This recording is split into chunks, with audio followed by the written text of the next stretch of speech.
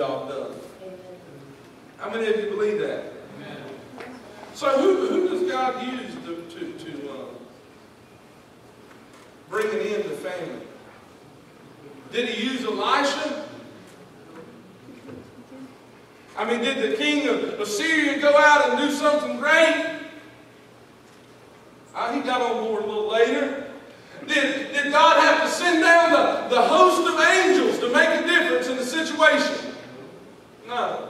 The Bible says that he used 4 leprous men to bring an end to that famine. Listen, they were the outcasts of society. They weren't allowed to even be around people in public. They weren't the perfect. They weren't the brightest. They weren't the best of society. They were just some people that said what? What did they say? Message Bible. Why not take a chance? Let's just quit sitting around and doing nothing.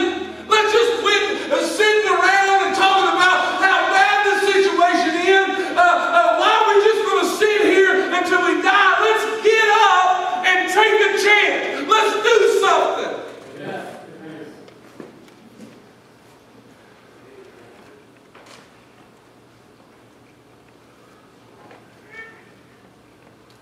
See, insanity is just continuing to do the same old thing we've always done and expect some kind of different result. See, God is calling a people that wants to do something.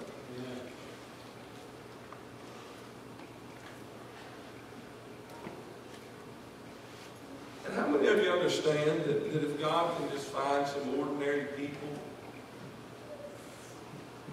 just willing to do something, that he can get involved and do something great? See, we have a habit, our human nature is to let the things that we cannot do keep us from doing the things that we can do.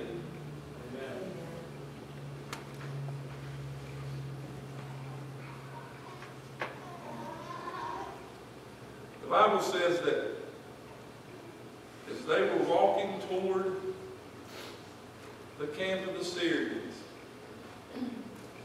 that the Lord made it sound like chariots of a great army coming toward them. Now think about this. See, that's how God gets involved. I just want to tell you that in life, that's how God gets involved. See, and sometimes we don't always hear what the enemy hears. Four lepers are walking along, and all they're hearing are their footsteps. But every time they're taking a step, God's making their footsteps sound like chariots. See, God don't always need a great army with all the resources and all the things that you would think you'd need to win a victory. He just wants some people that'll take some simple steps to just walk toward the enemy. I mean, how ridiculous is it? You would think, no way is that going to make a difference. But as they're taking steps, the enemy is hearing chariots of a great army. And I want to ask somebody today, who will take some steps and let God take your footsteps and turn them into the noise of a great army? I'm asking somebody today, who will just take some steps? Listen, you don't have to have it all together. You don't have to be brilliant. You don't have to have $1 million. You don't have to have all the resources in the world. But will you just take some steps toward the enemy?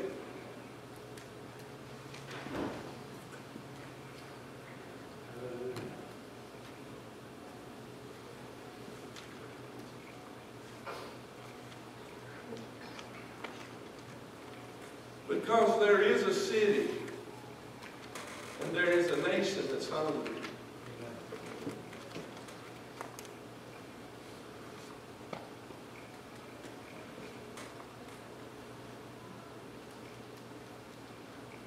come across a quotation. I'll just be honest. It hangs in the men's locker room at the high school. It's on basically Coach Steve Petty. It's on his locker there. And I don't know that in the last 6 months if there's a statement that has jumped out at me anymore.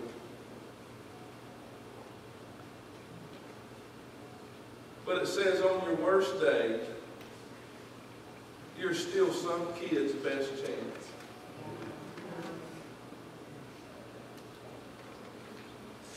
And I know that life is tough. There's a lot of things going on in life, in our city, in our county, in the world. But man, there's some people that need people that will say, hey, we'll make a difference.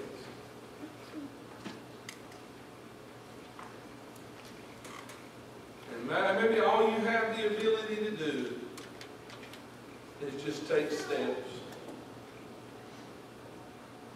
How many of you understand that 4 leprous men were probably not in good fighting shape? Amen. Chances are they may have lost some fingers, some toes.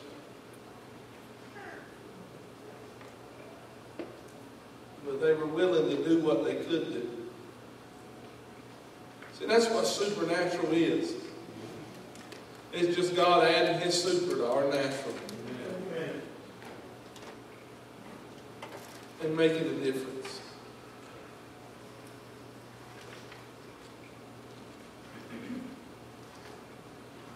Let's stand, church.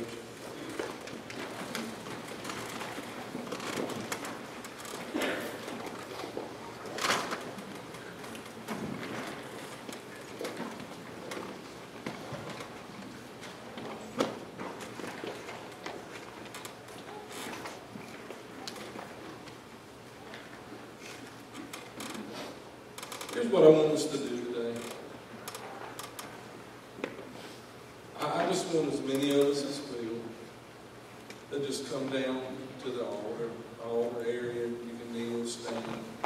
And I just want us to spend some time praying for our city.